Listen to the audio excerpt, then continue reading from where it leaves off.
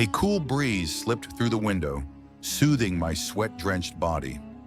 Outside, the midnight sky stretched like a velvet curtain, studded with stars that sparkled like scattered diamonds. But the calm of the night was broken by the harsh honk of our old Tata Sumo, rattling down the pothole-filled jungle road. On either side, towering trees loomed, their shadows closing in on the narrow strip of asphalt ahead. Indrada, I'm getting scared, I admitted nervously. Indrajit laughed. Scared? Come on, Sumya. You've already passed your board exams. You still believe dacoits or ghosts are hiding here to attack us? For context, Indrajit Sanyal and I were returning to Shambazar after investigating a gruesome murder case. We had left Kolkata far behind, now cutting through a dense forest road.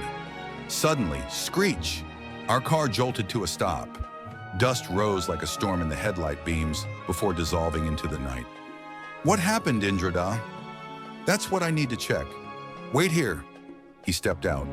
I stayed inside, staring at the forest.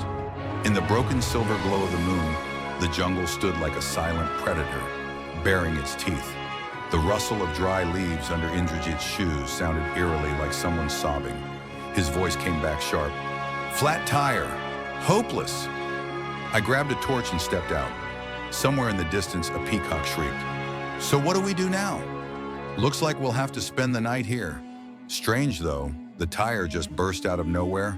Hand me the torch, Sumya. As he inspected, I stood frozen, surrounded by the humming of wild bees and the faint fragrance of unseen flowers. Far away, a dim light flickered. Perhaps a village. Closer, under the pale moonlight, I noticed an old dak bungalow. But then, my heart skipped. Between the dark trees, two glowing blue eyes stared at us. They drew closer, clearer, until... Stay quiet, Indrajit whispered, grabbing my shoulder. We hid behind a tree. A massive, black, shaggy bear lumbered into view, its eyes glowing unnaturally blue. It circled our vehicle before vanishing into the shadows. My chest tightened. I'd seen bears before, but never one like this. Not here, not in this way. Indrajit, calm as ever, lit a gold-flake cigarette. I followed him back toward the car, but then my eyes froze. By the headlights lying on the ground was a severed human hand.